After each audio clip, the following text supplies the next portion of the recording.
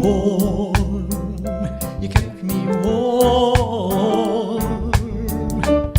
You gave your life to me.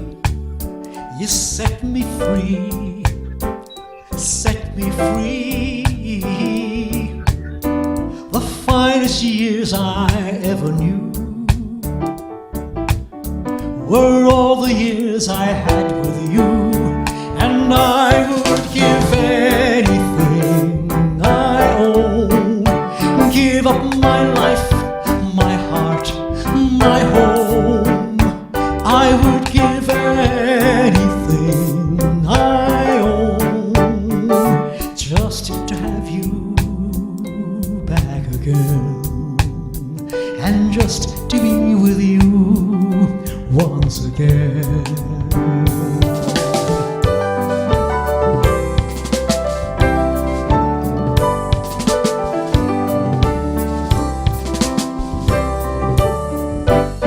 You taught me how to love, what it's of, yes, what it's of. You never said too much, but still you showed the way, and I knew from watching you nobody else could ever know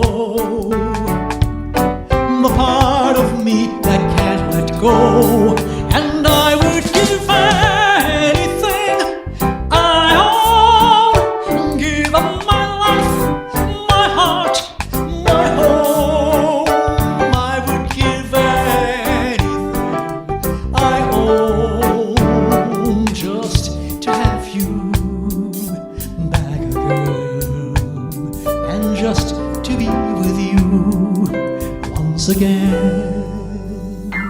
Is there someone you know, you're loving them so, but taking them all for granted?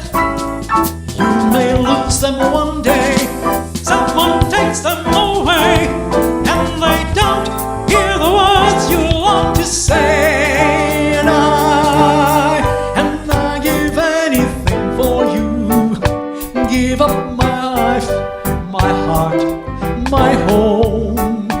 I would give everything I own just to have you back again, and just to be with you once again.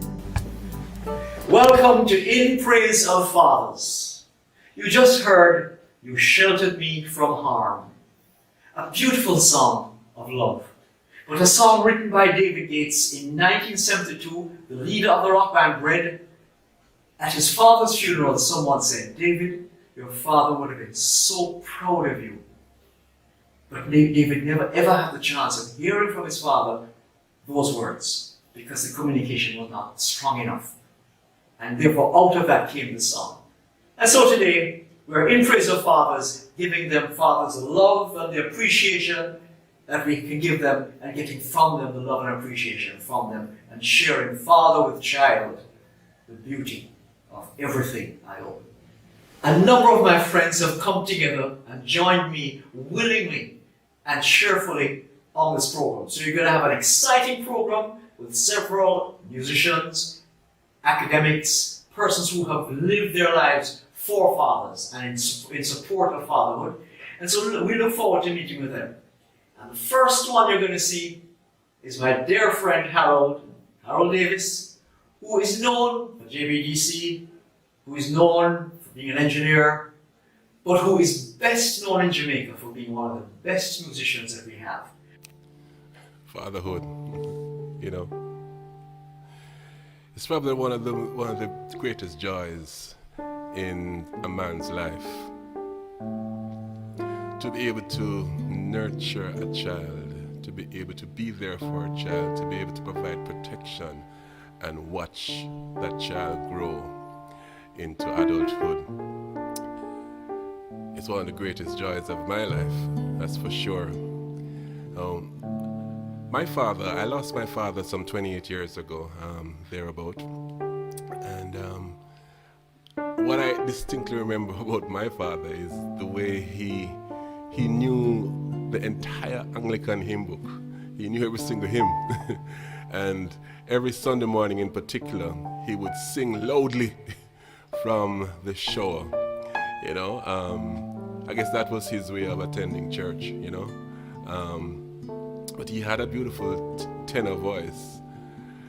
But apart from that, he was a good father to us, to me and my 3 siblings, and an excellent husband as well to my mom.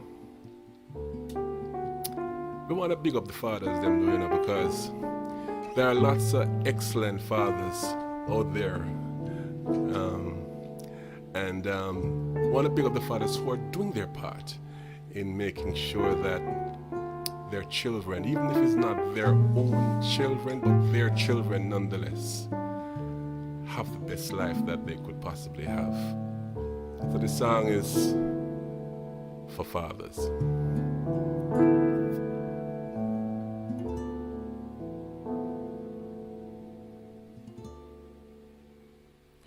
There was a boy, a very strange, enchanted boy, who said he wandered very far,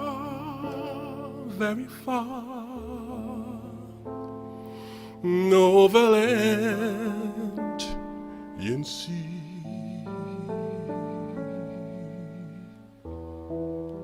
A little shy and sad of eyes, but very wise was he.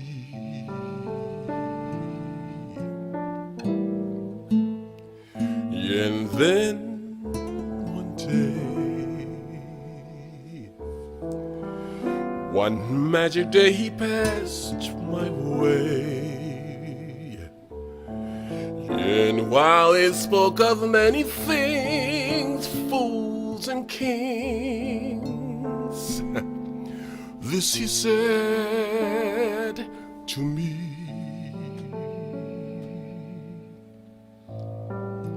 the greatest gift you'll ever learn is just to love and be loved in return.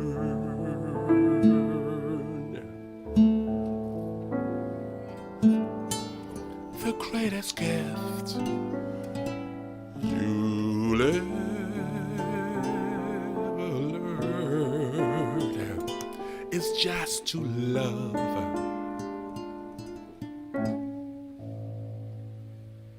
and be loved in return.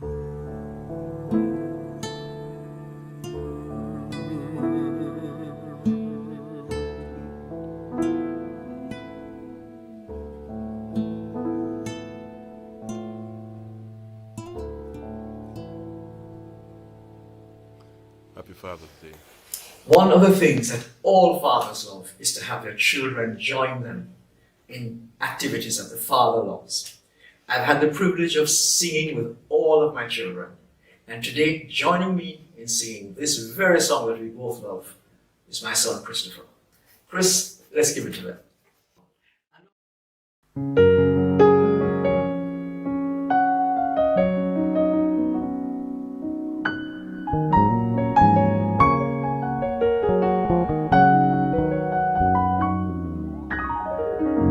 It must have been cold there in my shadow to never have sunlight on your face. You were content to let me shine, 'cause that's your way. You always walked a step behind. So I was the one who went for glory,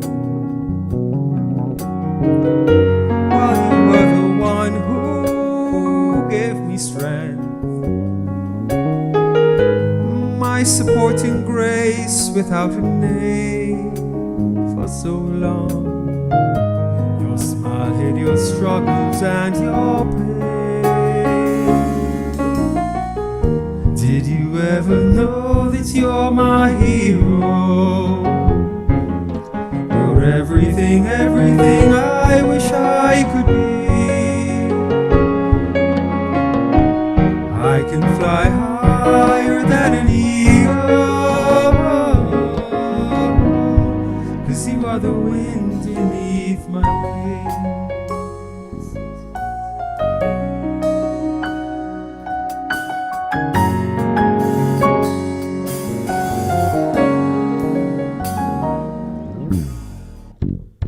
It might have appeared to go unnoticed,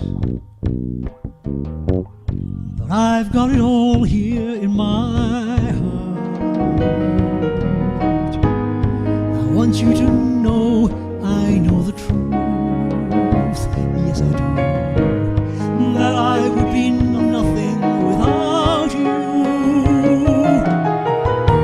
Did you ever know that you're my hero and everything I'd like to be? I can fly higher than the eagle, 'cause you are the wind beneath my wings. Did you ever know that you're my hero and everything I'd like to be? I can fly higher than the eagle. You are the wind beneath my wings. Fathers really do carry their children to new heights in ways their kids won't understand until they themselves have children of their own. You are the wind beneath my. To all the fathers, the father figures, the daddies, the uncles who are making a big difference in their kids' lives, thank you. Happy Father's Day, everyone.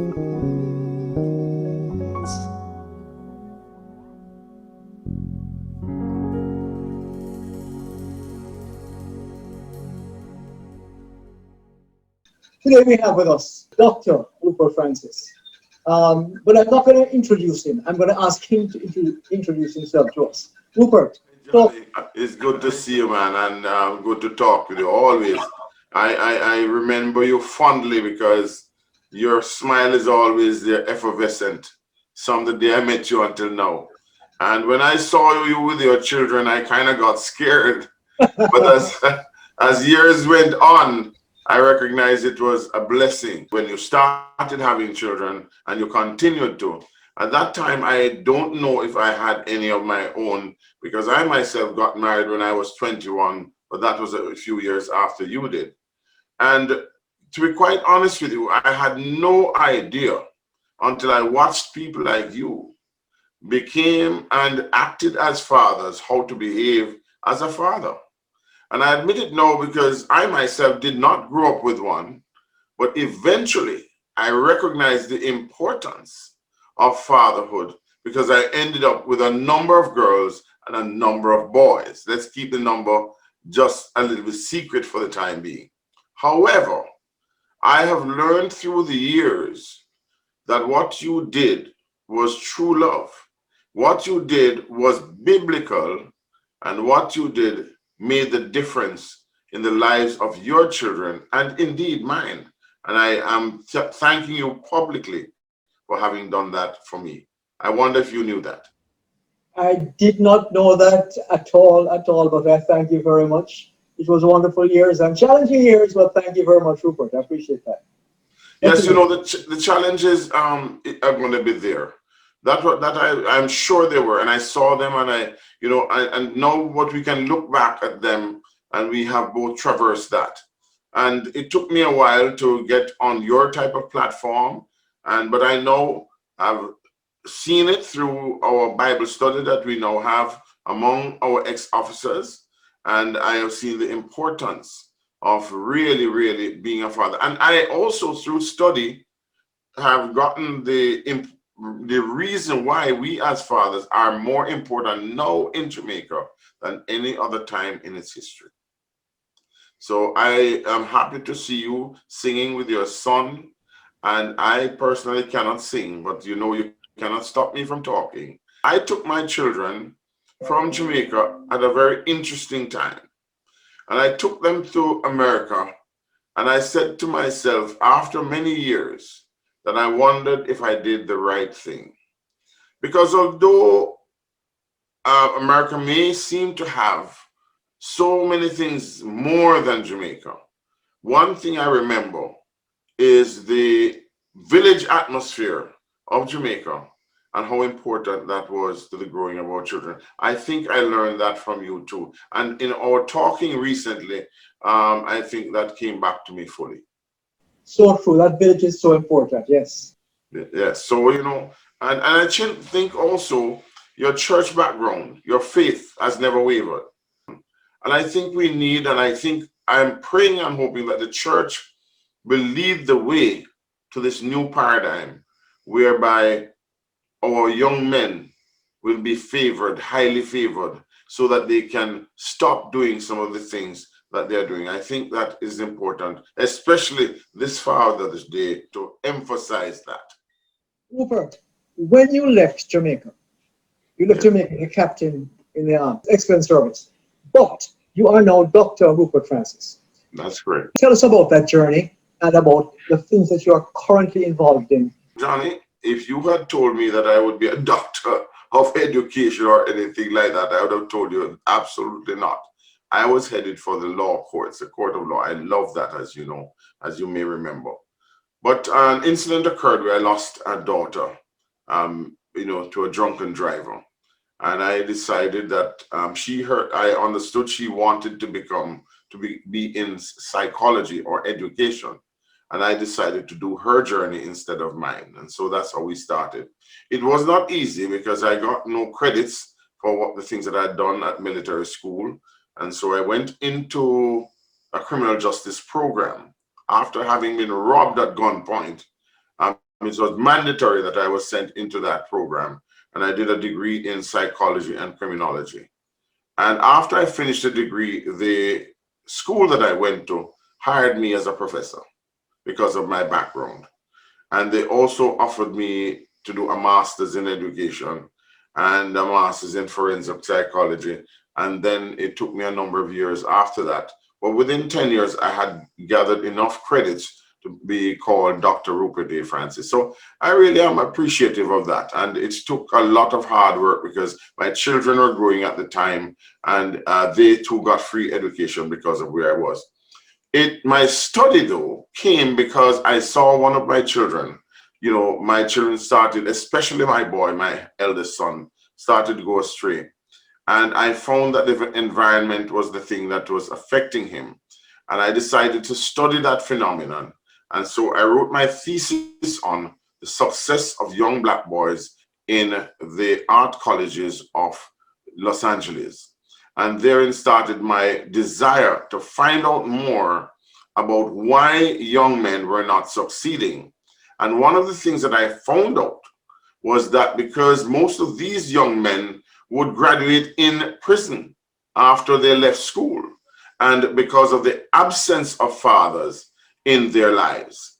And I promised myself that I would dedicate the rest of my life to make sure that young people, and young men in particular, and certainly girls, because my girls were under my tutelage as well, would do better based upon the information that I had gathered. And when I met Herbert Gale, he was surprised that there was one other person that wanted this from a personal basis and from a cultural basis to inspire our men.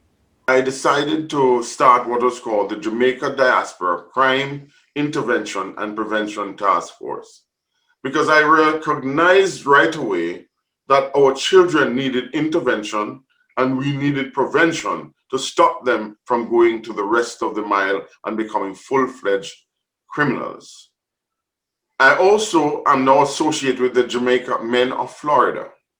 And the Jamaican men of Florida have adopted the same concept, that we believe that we should protect our children from the womb to the tomb, because that's what fathers do. And so we have created this organization that deals with young men, and our motto is, we are our brother's keeper. I have seen the news, recent news. I've seen a mother at the end of her tether drive into a river and to drown herself. And she took 3 hours to do that. My heart was broken. It meant that she did not have the support in the home, and that is why she ended up where she was, and elsewhere, of course. But I also want to say that I see a lot of young men and girls and boys being abused in the home during the period of COVID. I also see a lot of young girls who have denied the unwanted approach of men to be beaten, to be stabbed, to be burned from our wonderful country of Jamaica. And what I say to you all, this must concern you. I know it concerns you. Tears comes to my eyes when I see these things. And I make this appeal to fathers and sons on this Father's Day to create a new paradigm shift for our wonderful country, who has led this world in so many different things, to lead the world again and to make Jamaica the place to live, work, and play in the future. I thank you for listening to me. Captain Rupert Francis, Dr. Rupert Francis, Professor Rupert Francis, thank you very much for your contribution to this program today. It is heartwarming to see that across the globe, across the span of the hemisphere, there are fathers who think similarly. They want to make sure that there is a better for their community, for their families, and for their country. Thank you very much. God bless you. And we see each other again face to face after COVID. Now, my friend, Mr. Michael McAnuff-Jones, an HR executive, recognized the problem that many Jamaican fathers were faced with. Persons who have become fathers needed to overcome the bitter experience of themselves not having had a father in their lives who would have been a positive role model to them. So many Jamaican fathers need mentoring. Michael's initiative is called MAN, M-A-N, for Mentoring a Nation. So we'll ask him now how he chose that name and what his organization is all about. So Johnny, the vision we had back in 2005 was that we needed to establish an organization called MAN, which would be focused on issues related to men. And essentially, the focus around men was going to involve addressing issues related to the quality of fathering in the nation. And so how we came to understand this and the relevance of what man meant was that if we were to be able to successfully confront the need for mindset change in the way fathering is approached, then we'd ultimately be mentoring the nation. So our main thrust today, it revolves around a program that was developed in South Africa, but by some wonderful men who are involved in church ministry. And the organization is called The World Needs a Father. And they have a program which certifies men around this program, which then allows them to be able to share this program with other men. But largely what it has done since we've started, and we've trained over 200 men since we started in 2016-17. And essentially what this does is that it certifies men to deliver this program. But the most significant impact of this program has not been in raising up coaches or men to do the program. It has been the impact on the men themselves who have done the program. We've seen men, at their exposed emotional states as we have taken men through this program. We've seen realization hit them. We've seen men deliver from the the pain of the father wounds that they themselves have been carrying. And it has been very liberating for men in understanding, first of all, what good fathering should look like. Yes. And it has also called men into the place of forgiveness of their fathers. And this has been, I think, part of perhaps the most enlightening kind of outcome of the program which we have been doing over the last almost 3 years. We see ourselves leveraging these men who have done the program as coaches to take the program to different parts of Jamaica. And what we have actually done is to divide the men, not all the men, we've divided about 20 of the men into zones. And we've said to them, you are the zone leaders. And we're asking you to connect with all the men who have done this program. And here's the assigned list of men who have done this program. We want you to work with them to run a one-day program. Because we have a one-day, so this is a 3-day program which these 200 men went through. We've taken about 20 of these men and said, we're assigning you to be zone leaders. We're asking you to work with the other 100 and something men who have done this program who are interested. And here's a one-day program that we're asking you to encourage these men to using the knowledge that they gain through the 3-day program, to carry men in their locals through this one day in their churches for a one-day program. And it's a cascade. The one-day program that we take other men in churches through is called Fathering Essentials. And the program that these men in the churches then would then take men in their community through is called Man of God.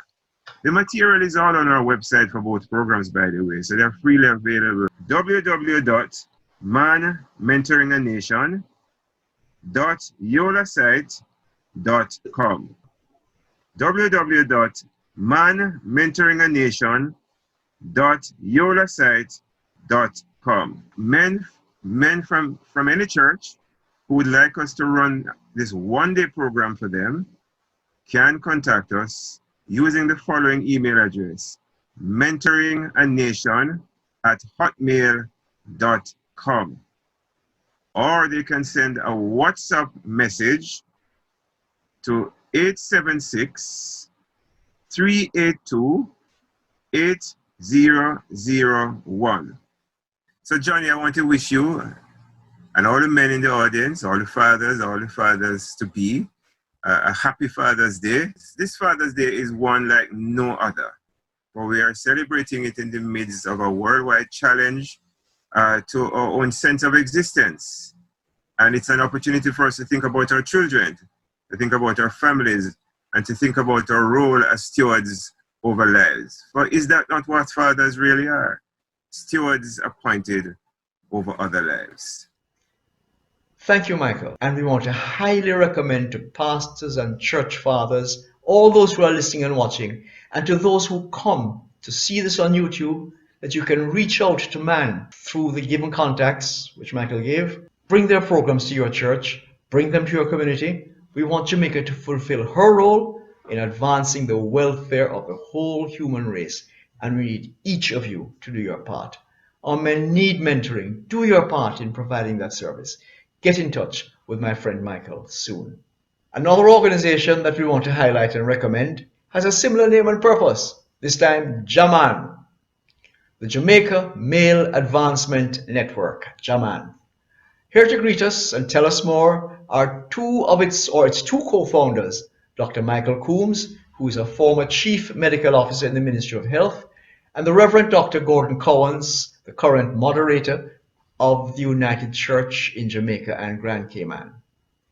JAMAN is an acronym for Jamaica Male Advancement Network. And some of us recognize that there are a number of Christian entities that were involved in ministry to men. Because we recognize the importance, the critical importance to really minister, to nurture manhood and masculinity as God intended, we realized that we would have a greater impact if we came together and collaborated and benefited from our synergies. And that is how the idea came about. And in fact, it was Reverend Dr. Gordon Cowens who I think, as if I remember correctly, first suggested the thought. He knows that I'm involved in another in a male intervention program called Man Up Jamaica, and so in that context, he suggested that we get together with the other Christian entities that were involved in ministry to men, and as I said, collaborated in our efforts for greater impact to benefit from our synergies. At the heart of every collapsing society is a failure of manhood and masculinity, and that is from research. And that is so because of the domino effect, where you have a failure of manhood and masculinity leads into a failure of marriages, families, communities, the broader society. So, Dr. Coombs, how can our listeners contact your organization? The email is nafjamaicawi@gmail.com. nafjamaicawi@gmail.com. So they can email, send their emails, their questions to that email address, and we refer them to an entity that could render them some assistance. We'd be happy to do that. So Jaman would like to really congratulate Lieutenant Commander John McFarlane for this event in praise of fathers, and to wish him a happy Father's Day, and all those who are hearing this, all our fathers and even fathers to be, grandfathers, uncles. I want to wish everyone a blessed Father's Day. You occupy the most important position of influence in a child's life, whether you recognize it or not. Reverend Dr. Gordon Cowan, moderator of the United Church in Jamaica and the Cayman Islands. It is Father's Day, and it is a great time to hail up the fathers of the nation. I want to salute you and to pray God's continued blessing upon you in this privileged position you hold as a father. So much is said, and unfortunately too much of it is true, about the ways in which uncaring fathers let down the side and fail to uphold this awesome privilege we have of contributing to the introduction of new life in the world. Today, though, we focus on how positively many men in our society, some for many years, even generations, have risen to the formidable responsibility and have experienced the joys of responsible fatherhood in our nation. Kudos to you who are biological fathers, adoptive fathers, foster fathers, or just decent, loving men who have modeled the character of a good father, uncle, grandfather, or mentor for children who are not your own. They shall grow to call you blessed. Not always are we going to live on to receive the accolades which are honestly due, but whether we live to hear and appreciate them are immaterial to the fact that you do the right thing in living righteously with the next generation of human beings, whom we hope will grow to faithfully emulate these attitudes and traits. Children thrive when they are afforded the benefits of a safe and happy home, affirmed and embraced by a kind and loving father. God's example of father is strikingly wonderful.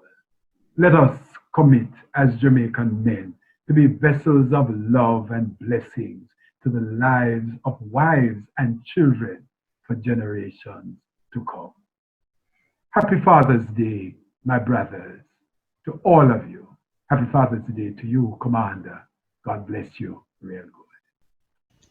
We wish to thank Dr. Coombs and Reverend Dr. Cowens for their part and the part they are playing in helping our nation's men to face up to the many challenges of responsible manhood and fatherhood. And we wish them all the very best in their endeavors as they seek to make a difference.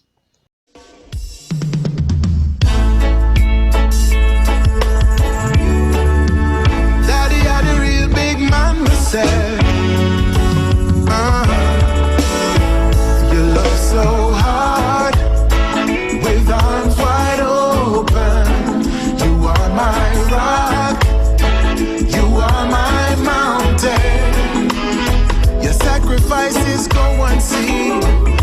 such a beautiful human being.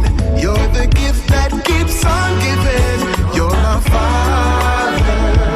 You're my father. Mama still had that look in her eyes when you walked in the room. She loves you just as much as she did on your honeymoon.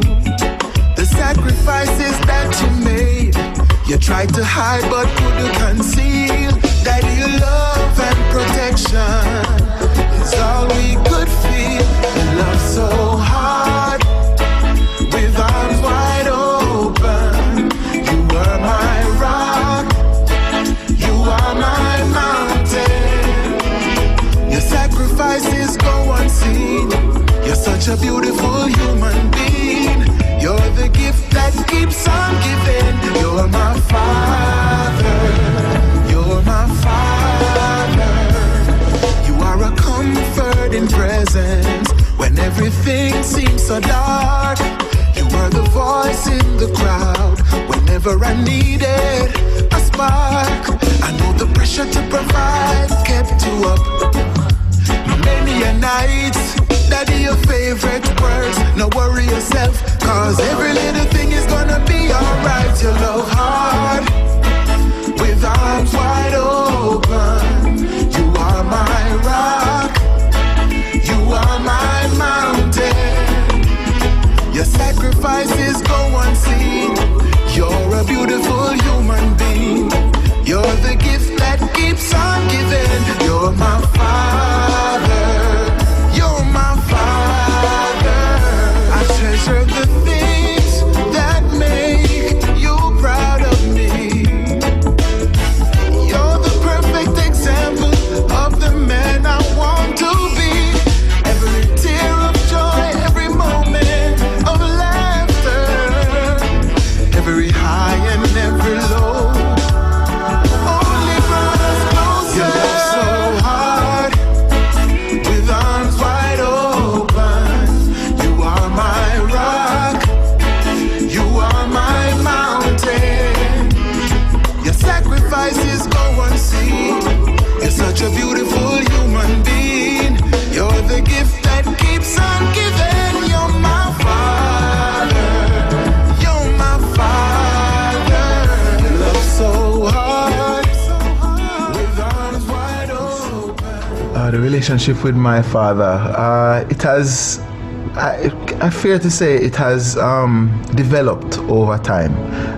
As a young kid, I used to think he was strict, kind of a little bit rough, overbearing a little bit, but then that was just me being a kid and thinking he doesn't want me to be great, you know what I mean? So it's kind of like I just had that little back and forth, you know, how it goes as youth growing up. Looking back, I wouldn't change a thing. As a youth, I would think I'd never want to be a father like you, but then here it is, you mature and you realize, looking back, you can see it was almost like he was the best dad ever. When I first heard that I was going to be a dad, I was over the moon. I was elated. I was thinking, who can I call? Mommy, daddy, friends, you know? Because as I say, it wasn't anything that I took lightly at all, you know? I really felt a buzz, you know? Physically, emotionally, spiritually, everything. As a dad, I would say my biggest fear is not being able to provide for my kids. And I think that fear also contributes to, in a sense, to not being the perfect dad, because then you think, oh, I have to make ends meet, I have to be on the road, I have to be grinding, I have to be hustling. I always saw fatherhood as almost like a crowning glory to becoming a man, you know? And in my observation, I've always noticed there are two distinct types of fathers. Those who really truly see fatherhood as being one of the most important things that they could ever be. And then there's the other father who is trying to become a father because of how it look. I see it in my world, you know, where you have a man like Sean Paul who has been around the globe and back and just have one kid, and he's giving the kid everything, his time, his effort, his resources, everything is putting into the kid. Where Sean Paul could have been like any other man and have 10, 15 pick me all over the globe. Hi, this is Wayne Marshall, proud father of 4 lovely, energetic boys. And I want to say happy Father's Day to all the fathers out there in the world. To me, becoming a father is like the biggest mission that God has given me today. It's almost like God has given me these souls and said, I trust you to nurture them, to teach them, to uplift them, to guide them and protect them. And not only for them, they have things to teach us too. So I give thanks for the opportunity to be a father, and my hat's off to all of the fathers out there in the world doing a great job, standing firm in the lives of their children and their families. Bless them. Happy Father's Day. So many people criticize our entertainers for being poor role models of children. But so few rarely give praise to those who are strong exemplars of healthy family life and promoters of proper parenting skills. Now, we highly appreciate one such person, popular reggae artist Wayne Marshall, for his contribution to In Praise of Fathers, and we wish for himself and his wife, Tammy Chin Mitchell, all the best as they continue to open their homes and lives to Jamaican hearts in their very popular YouTube reality TV program, Meet the Mitchells. If you have not yet, check them out on YouTube and be certain to subscribe and tell all your friends about Jamaica's own version of the Kardashians. Our next guest is a very popular Jamaican entertainer, but he's also a member of one of the oldest and the most effective father support organizations here in Jamaica. It's called Fathers Incorporated, or Fathers Inc., founded by the late Professor Barry Shevans in the 90s. Please welcome Mr. Owen Ellis. I am Black Ellis, and yes, I am a part of Fathers Inc. Fathers Inc. is really a network of men who are interested in learning and growing together in understanding and advancing ideas around positive fatherhood. Motherhood and fatherhood. Hey, don't even try with the comparison. Motherhood hard, fatherhood hard. I think fatherhood kind of harder. For some reason, it is harder to be a father. It is harder to be a father. Yeah, you get that? It is harder to be a father. Because if a mother and father comes to a child, both of them with nothing, and say, I can't do a thing for you. The mother already, in the child's idea, the child's mind, in the world's mind, has done great. Because for 9 months, she carried you in her belly, and she nurtured you with her body. And the father, what he did before you born, might not even be long or hard. And certainly they're in pain. And you can compare pain and pleasure. So mothers have a kind of a heads up, kind of a foot up, kind of a lead already. Father have it hard. You know, but mother and father both nurture children, and kids learn from parents. Kids are great to imitate. They are great at imitating. So you as a parent, as a father, have to give a child something great to imitate. And very often fathers can do it. Certainly many Jamaican fathers don't have a chance to even know that they're fathers. You know, my father, by the way, was a tailor. So he made enough jacket. I mean, literally made jackets, right? Because he was a tailor. But, you know, so even that is a very difficult thing to talk about for Jamaican men as fathers. My father had a severe stutter, and I learned to stutter. But I thought it was a good thing. I thought my father invented jazz. What you call stammer, I think it was cat. My father said, come here, boy, you know what I mean? Call you. I thought great. He was like jazz. He was like boy, father. I thought it was just the way he was until I went to high school and learned the thing called speech impediment. You see me now? Parenting shouldn't be an impediment, but for many men it becomes that because you don't get a chance to grow with and learn with the children because you're cut off. It's kind of hard, and certainly I who have lived overseas know that, you know, in Jamaica, kids in overseas, they can't beat them. It's where I have one father called to do the disciplinarian. But in terms of certainly I can't hit my child because kids have rights. In Jamaica, kids have right and left, hand and foot. So, you know, we have to really rethink what we learn from our parents and how we break the cycle with our children as we grow to be fathers and to be the best fathers. You know, we live in a world where in Jamaica where we kind of valorize G, you know, gangster, ghetto, garrison, ganja, gun. But I want to say I'm a father, but I'm a G father. Goodly, godly, generous, gentle. We can be that kind of father, yeah, because that's kind of harder, but that's the ultimate father. So even so now, people Big up Johnny, Commander John McFarlane, and all the men, and from Fathers Inc., happy Father's Day. Inimitable Blacker. Only he can say it like that. We had a chance to sit and talk with the chairman of Fathers Inc., Dr. Herbert Gale, eminent sociologist doing very important academic work in investigating the conditions, the challenges, and the critical approaches which are needed to properly address the issues of fatherhood in Jamaica and in the region. We can only give you the first part of our very engaging conversation, so tune in next year. When God's willing, we will have him back for part 2. So one of the things I've been challenging everybody who works in an area like fatherhood, which is not motherhood. Motherhood is easy to understand. Fatherhood is the area that has very little research. Nobody's gonna give you money to study fatherhood. I can tell you the history of studying fatherhood. If you're in an area that has such a dearth of information, start reading. We think that because fathers have 4 splintered roles and each of the roles can be replaced, then, it is quite fine not to have a father. So those 4 roles would be protection, provision, play nurture, and being a role model. Mothers provide you with therapeutic nurturing. You get a cut, you run to your mother. You want to feel loved and so forth, you run to your mother. But if you want to learn how the world operates, the energy of the world, the confidence, you want to climb up on a settee and jump on your father, you're not going to do that with your mother. She's going to tell you that you're trying to kill her after she carried you for 9 months. She give you a very long story. If you attempt to, especially when you get bigger than your mother as a boy and you try to jump on her back, you can't do those things with your mother. That is not her purpose. She's 17% smaller than a male. She's 20% not as strong, right? She has tons and tons of genes of self-preservation. That's not the person you jump on and kick. And the rough and tumble of life is not what you do with your mother. So that is why scholars have spoken about this play nurture.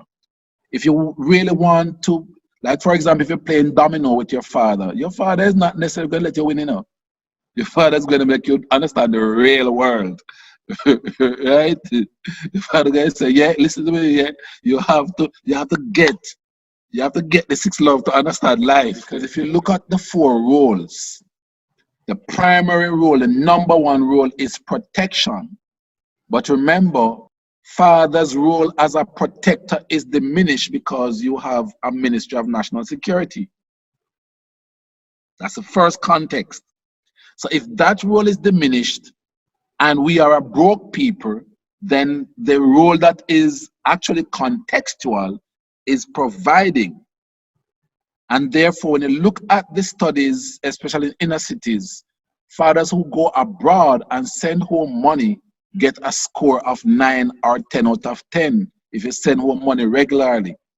But if you live down the road and you're co-parenting and you come in and you wash, cook, clean, go PTA, comb hair, bathe children, change diaper, you get 4 out of 10. We've done this study in 2007, 2012, and 2017, and nothing has changed. We want the money. You don't have no money. In fact, if you become unemployed for more than 6 months, right? 6 months in the working class, 3 months in the inner city, the women brand you a half a man, half a man. When you become unemployed for a prolonged period, you become a half a man, and she find ways to let you know that she needs to go look a whole a man. Let's look at the state of Jamaica. And I'm giving you some data from the male fertility study that we've been working on. 54% of Jamaican men can't last a week without hustling money. 54%. And I wrote an article about COVID and shutting down, which had to point out these things. 54. 22% of Jamaican males, when you look at what they're saying to you in the research, live from day to day. Now, this is going to be differentially distributed, with the worst scenario being a man who lives in an inner city. Now, let's look at another set of facts on men who live in the inner city. Only between 21 and 30% of children in an inner city have a father. Because remember, to be a father, somebody has to know you to be a father. It's not like mother that is more biological than social. You have to learn. Fathering is very different because mothers have one role, to the well-being of everybody, including you if you get sick. Because if you get sick, you start to cry and carry like one of the babies too. So her task is the emotional well-being of everybody. That's not what men have. You have a set of splintered roles that you must fulfill, and these roles are largely social. Many songs are born out of experience. Mike and the Mechanics, a famous UK group, have just such a song, where Mike's father passed away. And after he passed away, Mike then had a son, very shortly thereafter. And he suddenly recognized that in his father's living years, they never communicated well. They were always constantly bickering at each other and challenging each other.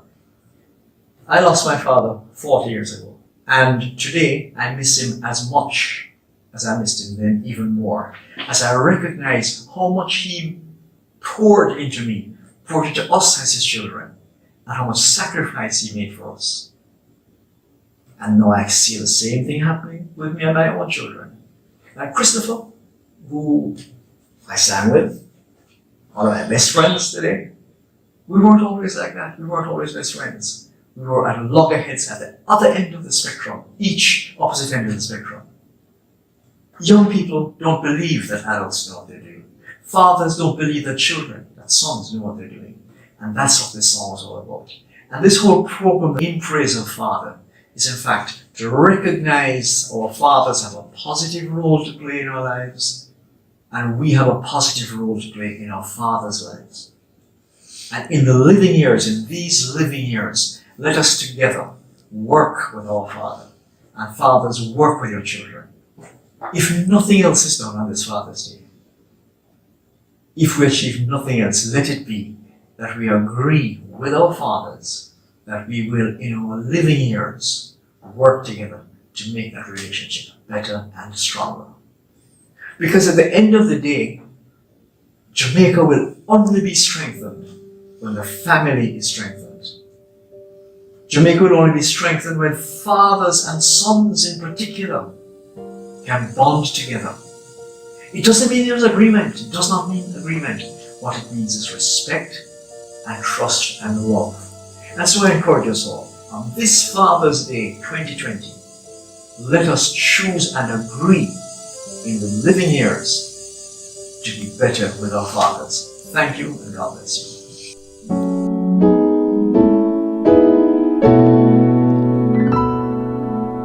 Every generation blames the one before, and all of their frustrations come beating on your door.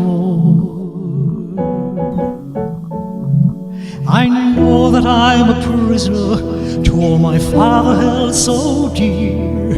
I know that I'm a hostage to all his hopes and fears. I just wish I could have told him in the leaving years.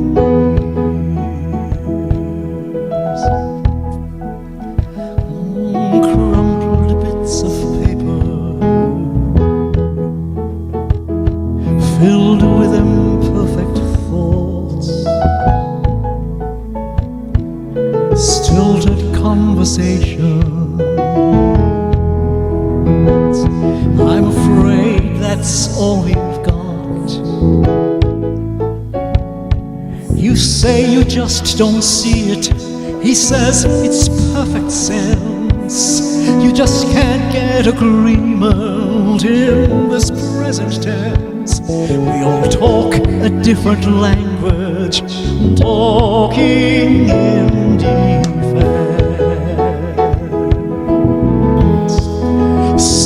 saying loud, say it clear.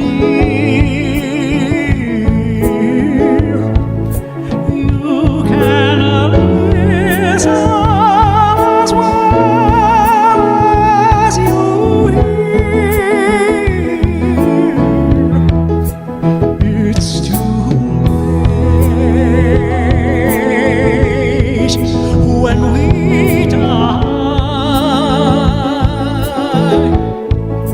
to admit we don't see eye to eye. So we opened up a quarrel between the present and the past. We only sacrifice the future when it's the bitterness that lasts. So don't yield to the fortunes you sometimes see as fate. It may have a new perspective on a different day. And if you don't give up and you don't give in, you may just be okay.